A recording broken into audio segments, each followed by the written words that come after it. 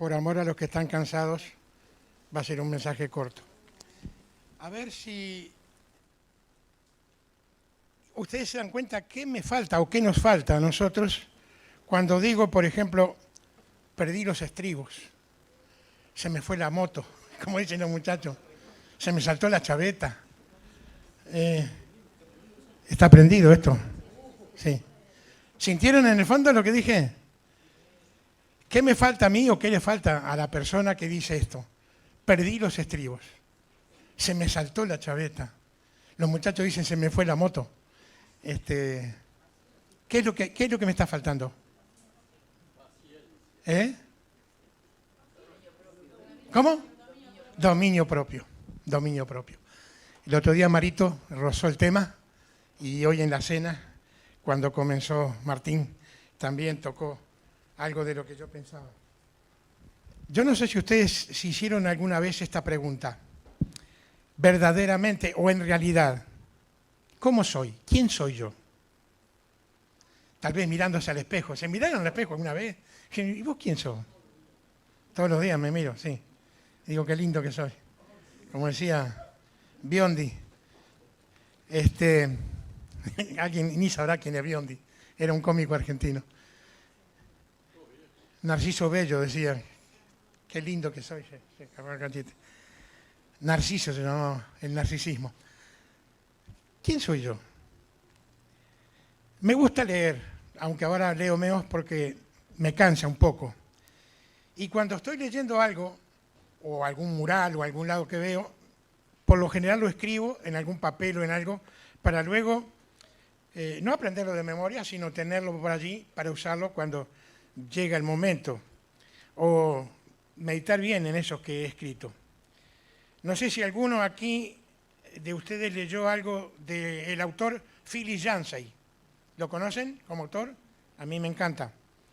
Él dice en el libro titulado Alcanzando al Dios Invisible lo siguiente: puedo escribir lo que creo cierto, aun cuando me sienta dolorosamente consciente de mi propia incapacidad para alcanzar aquello hacia lo cual trato de motivar a otros.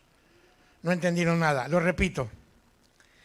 Puedo escribir lo que creo cierto, aun cuando me sienta dolorosamente consciente de mi propia incapacidad para alcanzar aquello hacia lo cual trato de motivar a otros. ¿Se entendió ahora? Esto que dice Yancey, por lo menos lo experimento yo cuando me toca hablar. Marito decía el otro día que el mensaje le pegaba a él. Bueno, si el mensaje no le pega primero al que habla, entonces mejor no hablar. Esto que dice Yancey es una realidad.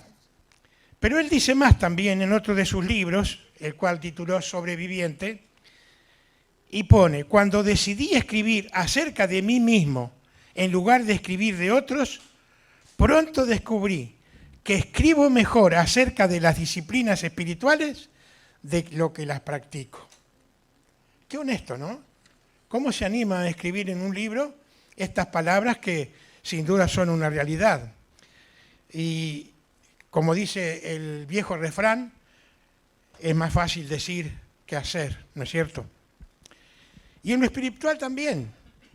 Yo les puedo hablar un buen mensaje pensado acerca de la oración y puedo hacer o puedo explayarme en varios sentidos y ser uno de los motivos de fallas de mi vida, que por cierto estoy en franca decadencia con la oración. No sé si a ustedes les pasa, pero por lo general siempre oramos menos de lo que deberíamos de orar. Y pensaba en las palabras que Salomón dice en Eclesiastés. En el capítulo 5, versículos 1 al 5 leemos así. Cuando fueres a la casa de Dios, guarda tu pie y acércate más para oír que para ofrecer el sacrificio de los necios, porque no saben que hacen mal. Escuchen, no te des prisa con tu boca, ni tu corazón se apresure a proferir palabras delante de Dios. Porque Dios está en el cielo y tú sobre la tierra. Por tanto, sean pocas tus palabras, porque de la mucha ocupación viene el sueño y de la multitud de las palabras la voz del necio. Cuando a Dios haces promesa, no tardes en cumplirla, porque Él no se complace en los insensatos. Cumple lo que prometes. Y remata con esto. Mejor es que no prometas y no que prometas y no cumplas. Los padres suelen defraudar a sus hijos diciéndoles, como me pasaba a mí cuando era niño, apróntense en que hoy vamos a la playa. ¡Fua! Y ya estábamos prácticamente que subidos a la cachila que tenía mi padre. Y después venía y decía, no puedo ir porque salió tal cosa. Y mejor es no prometer que no prometer y no cumplir. Yo esto lo sufrí. No voy a comentar todos estos versículos que pone Salomón aquí, porque se entienden por sí solos. Pero es parte del diagnóstico de cómo somos nosotros prontos a hablar, pero a no hacer. Y si somos sinceros con nosotros mismos, creo que tenemos que decir que es así. Ahora, verdaderamente, ¿cómo soy yo? No como me muestro delante de los demás, ¿cómo me ven ustedes? ¿Cómo soy yo en mi interior? Yo me conozco, Dios me conoce. No soy, en realidad, como me ven los demás, que en realidad es así como me ve Dios. ¿Se acuerdan en 1 Samuel cuando Samuel tiene que ir a ungir a un rey, que era David? Y cuando él ve al primer hijo de Isaí, ¿qué dice? Sin duda, delante de mí está el ungido. Y Dios le dice, no mires lo grande ni lo hermoso de su parecer, porque yo lo desecho. Pues el hombre mira lo que está delante de sus ojos. Pero Dios mira, ¿qué cosa? El corazón. Y yo creo que a veces nosotros perdemos de vista esto, que nosotros hacemos cosas olvidándonos que Dios nos conoce tal y cual somos. Podemos engañar con sonrisas y palabras a los que están a nuestro alrededor, pero Dios conoce nuestro interior. Dios conoce lo que está pasando en cada uno de nosotros, porque como decía, Dios conoce las intenciones del corazón. Santiago, cuando escribe su carta, dice que el hombre de doble ánimo es inconstante en todos sus caminos. Santiago 1:8. ¿Qué significa esto de doble ánimo? Doble sabemos lo que es. No es cuando estamos mareados y vemos doble. Doble dice que es dos elementos iguales o semejantes. Pero ánimo, ¿a qué se refiere Santiago cuando dice el hombre de doble ánimo? Ánimo es, según el diccionario, valor, esfuerzo, energía. El mismo Señor Jesucristo nos da la idea, tanto en Mateo 6:24 como en Lucas 16:13. Habla de lo mismo. Él dice, no podéis servir a Dios, señores. No podéis servir a Dios y a las riquezas. ¿Por qué? O porque agradamos a uno y no al otro. No podemos servir a dos señores. Hoy me decían de un ministro que puede estar en dos lugares a la vez. No hablemos de política. Pero no se puede. No podemos servir a dos señores. Los dos textos nos dan el mismo sentir. Ahora, la pregunta que tenemos que hacernos es, ¿a quién sirvo yo? ¿Al servicio de quién estoy? ¿Soy una cosa acá entre los creyentes en la iglesia que conformamos y otra fuera de acá?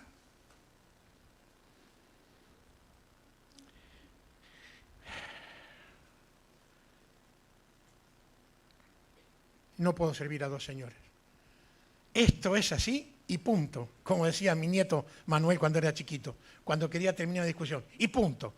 Se terminó la discusión. Esto es así. No te engañes, querido, no podemos servir a dos señores. Y aquí es cuando deben de pesar las prioridades. Y no importa lo que tenemos que sacrificar. Poner lo primordial primero. Me olvidé de decir lo que es prioridad. Prioridad es anterioridad en tiempo y orden. Y primordial, dice el diccionario, que es primero, que es fundamental. Y que debe de ser lo primordial y lo primero en nuestra vida como creyentes. ¿Qué debe ser lo primero? Dios. No me defrauden. Dios debe ser lo primero en nuestra vida. Porque el Señor dice, y todas las demás cosas, ¿qué? Os serán añadidas.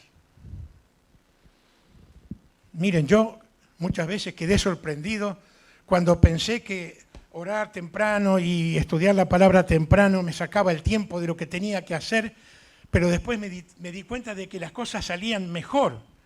Me llamaba la atención. Pensaba que era pérdida de tiempo. No es ninguna pérdida de tiempo cuando nosotros nos ponemos bajo la palabra de Dios, cuando tenemos el tiempo a solas con Dios en oración y en recibir palabra de Él. Esto no quiere decir, queridos, que no vamos a tener problemas en la vida, porque no tenemos un salvaconducto. Los creyentes, yo les decía a varios, chocamos como cualquiera, nos enfermamos, nos duelen las muelas, tenemos que ir al dentista, tenemos que ir al doctor. Los doctores, ni hablemos de los doctores, ¿no? ¿Qué inventan los doctores? Un amigo decía, yo no voy al doctor porque si voy me va a encontrar algo. Tengo un hijo que también dice lo mismo. Y claro que si tenés algo te lo va a encontrar, porque te va a mandar a hacer un análisis y va a saltar la verdad. Miren lo que dice el apóstol Pablo en Romanos capítulo 7. Aquí hay una discusión si es Pablo que dice esto o está hablando de otro. Para mí no me cabe ninguna duda de que es Pablo el que está hablando de él mismo. Dice Romanos 7, 14 al 25. Romanos 7, 14. Dice, porque sabemos que la ley es espiritual, mas yo soy carnal, vendido al pecado. Porque lo que hago no lo entiendo, pues no hago lo que quiero, sino lo que aborrezco, eso hago. Si hay algo parecido en ustedes, puede ser casualidad o no. Lo que aborrezco, eso hago. Y si lo que no quiero, eso hago, apruebo que la ley es buena. De manera que ya no soy yo quien hace aquello, sino el pecado que mora en mí. Y yo sé que en mí, esto es en mi carne, no mora el bien. Porque el querer el bien está en mí, pero no el hacerlo. Porque no hago el bien que quiero, sino el mal que no quiero, eso hago. Esto parece un trabalengua, pero se entiende perfectamente. Y si hago lo que no quiero, ya no lo hago yo, sino el pecado que mora en mí. Así que, queriendo yo hacer el bien, hallo esta ley, que el mal está en mí. Porque según el hombre interior me deleito en la ley de Dios, pero veo otra ley en mis miembros que se rebela contra la ley de mi mente y que me lleva cautivo a la ley del pecado que está en mis miembros. Miserable de mí. ¿Quién me librará de este cuerpo de muerte?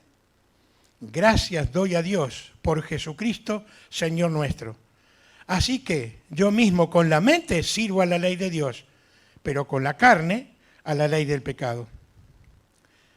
Qué tremendo, ¿no? Lo que dice. Y cuando yo me quedo con alguna duda, ¿a dónde acudo? A mi querido hermano William MacDonald. Y tendríamos que haber leído todo el capítulo para entenderlo bien. Pero él dice de los primeros versículos que no leímos, del 7 del 1 al 14, que hasta este punto el apóstol Pablo había estado describiendo una experiencia del pasado de su vida, es decir, traumática crisis, cuando sufrió una profunda convicción de pecado bajo el ministerio de la ley. Ahora cambia al tiempo presente para describir la experiencia, o una experiencia, que tuvo desde su nuevo nacimiento, es decir, cuando se convirtió. Y esto es el conflicto entre las dos naturalezas, la imposibilidad de encontrar por sus propias fuerzas liberación del poder del pecado morador.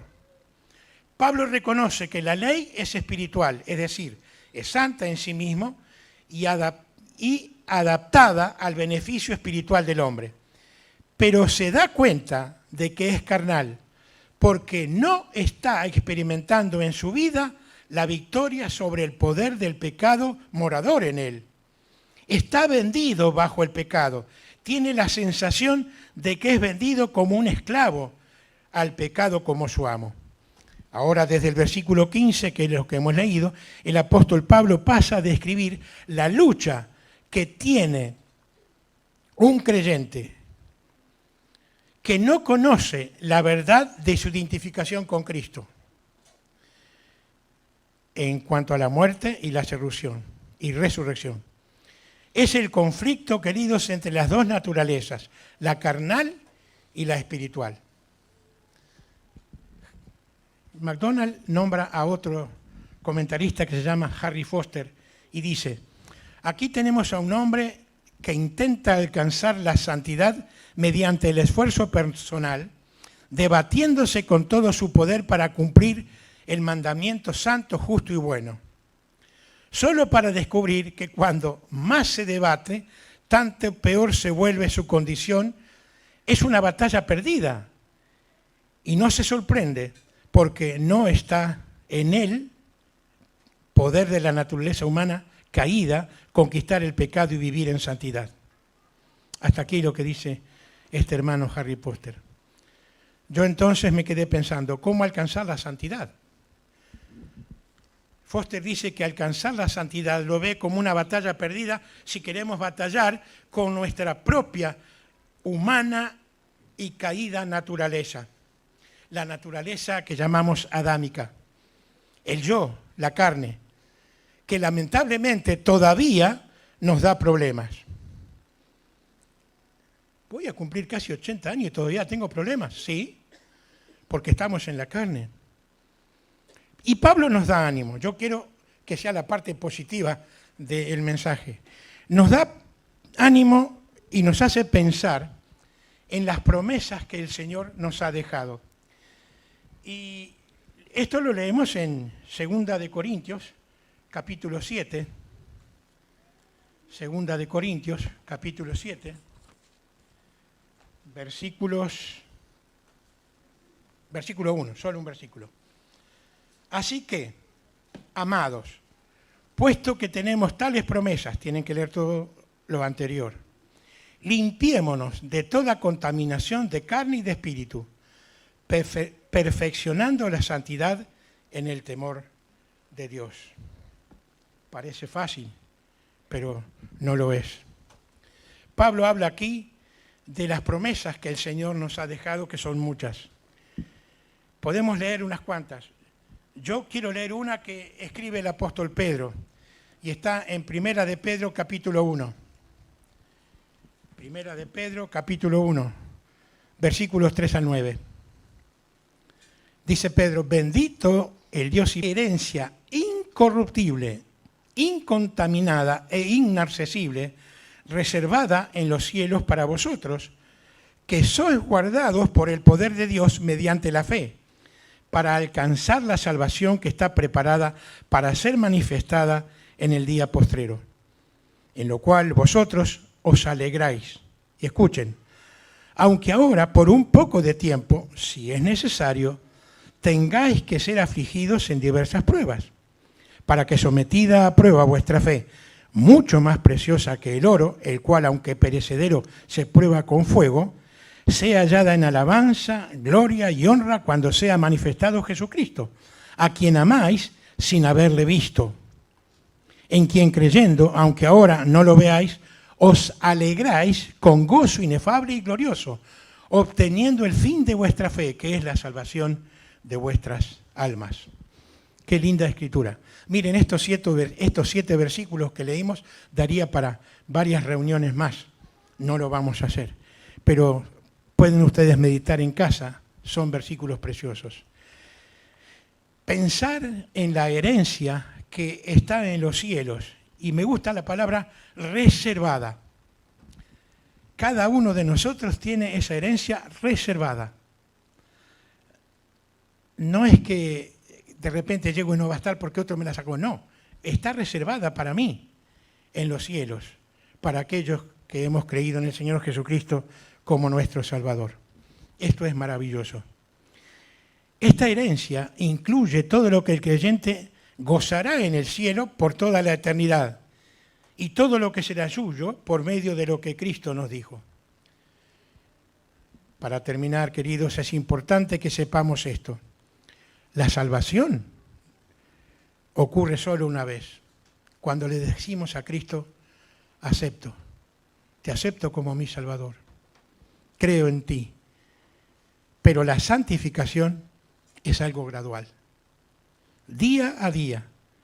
Cuanto más conocemos de Dios, más nos vamos apartando de las cosas de este mundo. Y cuanto más dejamos que el Espíritu Santo obre en nosotros, iremos alcanzando y avanzando en la santidad. Ahora, Dios hoy nos ve ya santos. No por medio de la obra que nosotros hayamos hecho, sino por medio de la obra que Cristo hizo en la cruz. Pero en realidad mucho nos falta todavía para alcanzar la plena santidad. Solamente el día que el Señor venga a buscarnos y seamos transformados a su imagen y semejanza, alcanzaremos la perfección en aquel día y, por supuesto, la santidad. Porque seremos, dice la Escritura, como Él es. 1 Juan 3:3. Y termino con este versículo que está en 1 de Juan, capítulo 5, versículo 12. Y es para dejarnos pensando. El que tiene al Hijo, tiene la vida. El que no tiene al Hijo de Dios, no tiene la vida. Y ahora un cortito pensamiento para nuestros amigos que están acá o que escuchan por la transmisión o escucharán más adelante. La pregunta es, ¿tienes al Hijo de Dios, al Señor Jesucristo, como tu Salvador? Esta es una pregunta muy solemne y muy importante que te la respondas sinceramente, mirando tu interior. Porque si no lo tienes hoy como tu Salvador, no tienes la vida eterna. Esto quiere decir que tú ahora ya estás condenado por tu incredulidad. Dios puede perdonar todos los pecados. Lo que Dios no perdona es la incredulidad de la obra de su Hijo en la cruz, porque Él le mandó para morir. El que cree en el Hijo, dice Juan, tiene vida eterna, pero el que desobedece al Hijo no verá la vida, sino que la ira de Dios está sobre él. Juan 3:36. Así que, amigo, amiga, si crees en Cristo, te salvas de la condenación eterna en el infierno. ¿Qué es lo que tienes que creer? Que Cristo Jesús murió en la cruz, que la sangre que derramó hoy puede lavar todos tus pecados. Tienes que creerlo y aceptarlo por fe. Tienes que venir a Él pidiéndole perdón y Él te perdonará. Te da una nueva oportunidad hoy de aceptarle como tu Salvador. No desprecies este momento, no desprecies la obra que Cristo hizo en la cruz. Y aquellos que ya somos del Señor, gocémonos en las promesas que Él nos ha dejado para seguir adelante, llevando este mensaje glorioso del Evangelio que transforma las vidas y el corazón de las personas. Que el Señor bendiga esta su preciosa palabra a nuestros corazones. Amén.